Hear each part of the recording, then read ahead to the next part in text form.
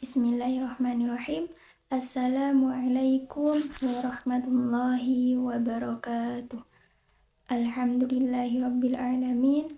Assalatu wassalamu ala asrafil anbiya'i wal mursalin sayyidina Muhammadin wa ala alihi wa sahbihi ajma'in.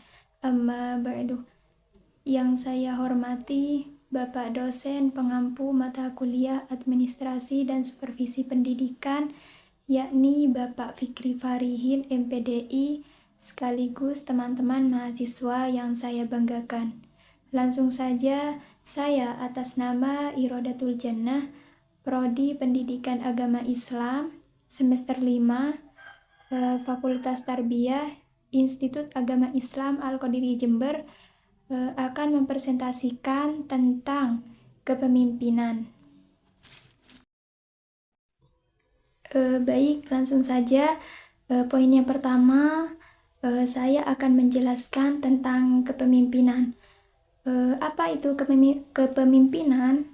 Nah, kepemimpinan di sini sudah diterjemahkan dari bahasa Inggris, yaitu leadership dalam Ensiklopedia Umum tahun 1993, diartikan sebagai hubungan yang erat antara seorang dan kelompok manusia, karena ada kepentingan yang sama antara hubungan yang ditandai oleh tingkah laku yang tertuju dan terbimbing dari pemimpin dan yang dipimpin.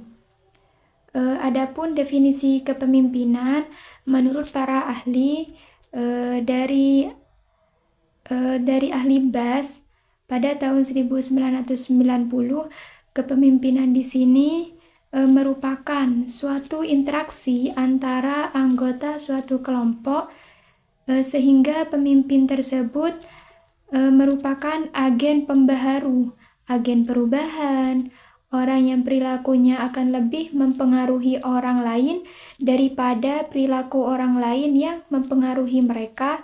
Dan kepemimpinan itu sendiri akan timbul ketika satu anggota kelompok mengubah motivasi kepentingan anggota lainnya dalam suatu kelompok.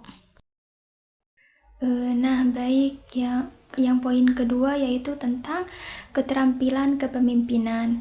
Di sini di dalam makalah sudah dijelaskan bahwa para ahli Davis pada tahun 1981 mengidentifikasi 3 keterampilan kepemimpinan. Di antaranya yaitu yang pertama ada technical skill. Apa itu technical skill? Nah, technical skill di sini adalah diperlukan pemimpin agar ia mampu mengawasi dan menilai pekerjaan yang sesuai dengan keahlian yang digelutinya. Contohnya itu seorang pemimpin pendidikan perlu menguasai cara-cara menyusun renstra, membuat silabus, memahami PBM, menguasai teknik penilaian, dan lain sebagainya.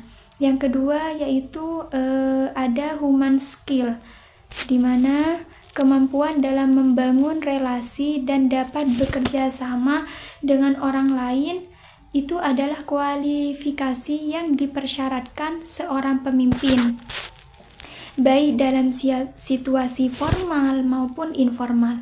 Untuk membangun relasi tersebut yang lebih baik harus dikembangkan sikap respek dan saling menghargai satu sama lain. Yang ketiga yaitu ada conceptual skill. Nah, di sini pemimpin itu disegani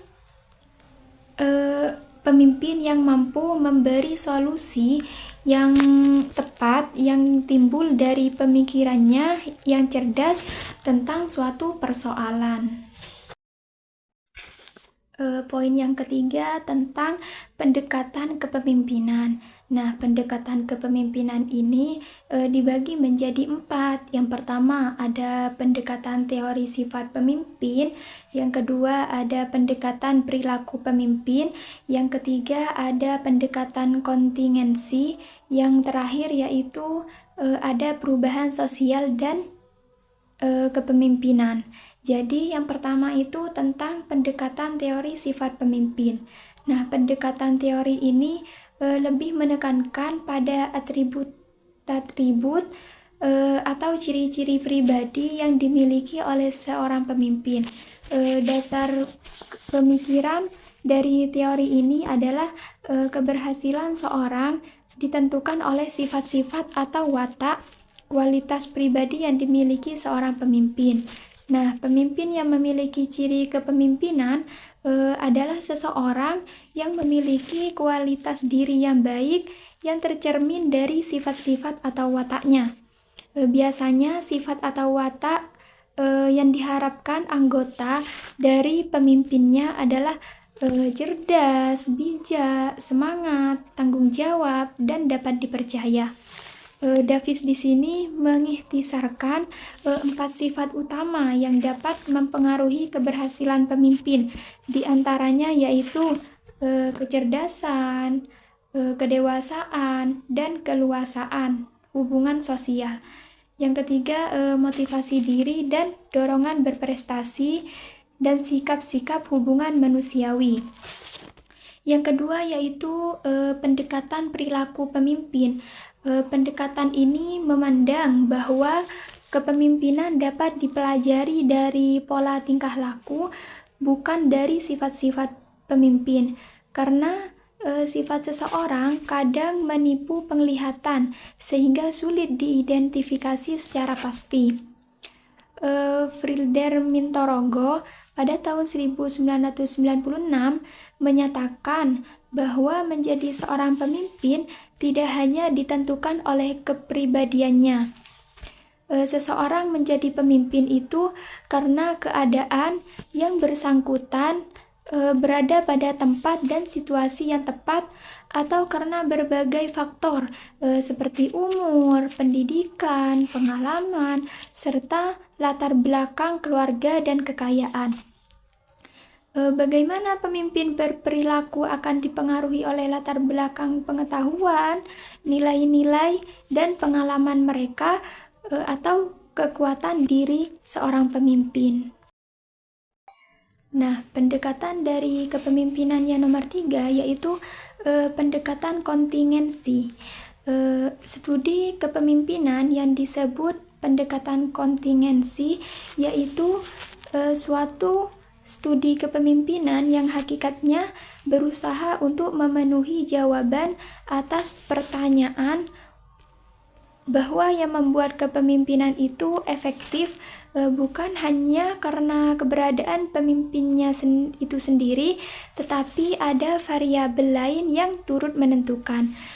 Menurut Bernhard, pada tahun 1995 terdapat faktor-faktor yang mempengaruhi efektivitas kepemimpinan, diantaranya yaitu ada kepribadian, pengalaman masa lampau dan harapan pemimpin, harapan dan perilaku atasan, tuntutan tugas yang diberikan, harapan dan perilaku rekan, karakteristik, harapan dan perilaku bawahan, kultur, dan kebijakan organisasi.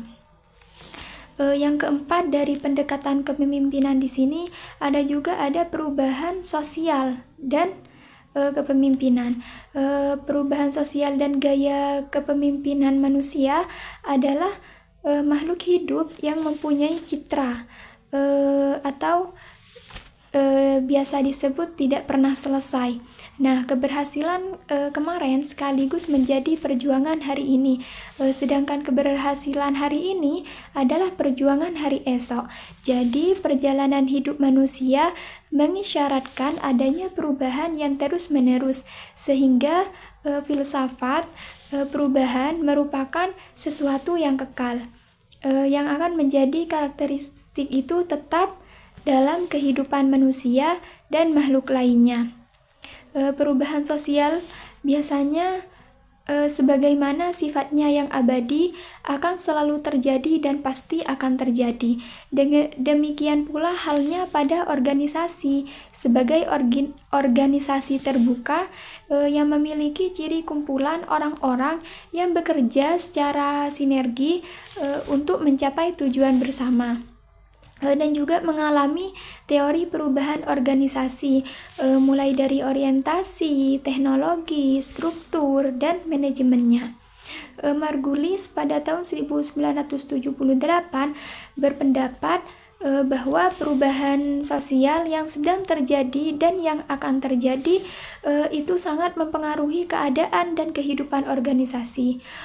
Oleh karena itu, hal itu akan mencakup pada perubahan peran dan tujuan organisasi, membesar dan makin kompleksnya organisasi, penggunaan teknologi yang lebih maju, adanya bentuk organisasi baru, dan perubahan pandangan terhadap manusia. Baik, mungkin hanya itu yang dapat saya sampaikan. Kurang lebihnya mohon maaf apabila di dalam video pembelajaran ini ada tutur kata yang kurang sopan atau kurang berkenan. Saya mohon maaf yang sebesar-besarnya. Semoga di dalam video pembelajaran ini dapat bermanfaat bagi kita semua. Akhirul kalam, ihdinas siratal mustaqim. Assalamualaikum warahmatullahi wabarakatuh.